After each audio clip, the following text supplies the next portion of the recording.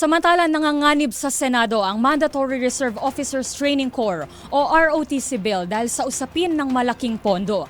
Ayon kay Senate President Chis Escudero, napakalaki ng halaga na kailangan para sa ROTC kumpara sa pangangailangan ng iba pang sektor.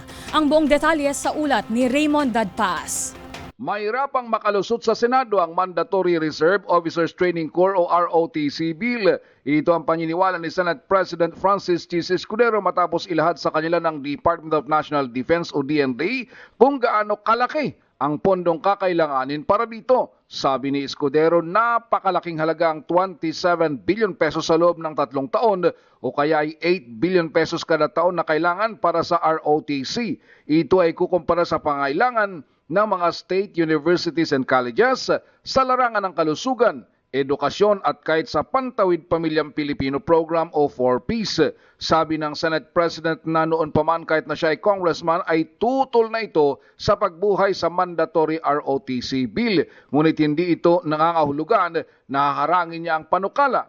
Hinahayaan na ito ay maisalang sa plenary debate at mapagbotohan. Maliban sa usapin ng pondo ay nakiusap din umano ang Armed Forces of the Philippines na hindi dapat automatic na gawing reserve force ang mga graduate ng ROTC dahil hindi rin nila kayang i-absorb lahat ng mga ito. Sa katunayan ay kahit ang mga nagtapos na sa NSTP o National Service Training Program ay nakapila pa upang tanggapin na maging reserve force. Ang nangyayaring pangagaw ng China sa mga teritoryo ng Pilipinas sa West Philippine Sea ang isa sa ginagamit na dahilan ng mga nagsusulong ng mandatory ROTC. It will be tough.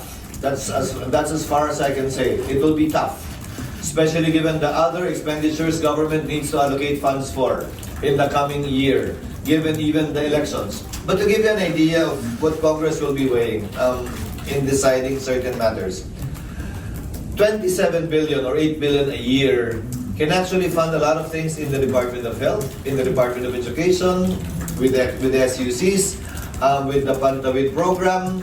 Para sa MBC TV Network News, ito si Raymond Dadpaz, una sa Pilipinas, una sa Pilipino.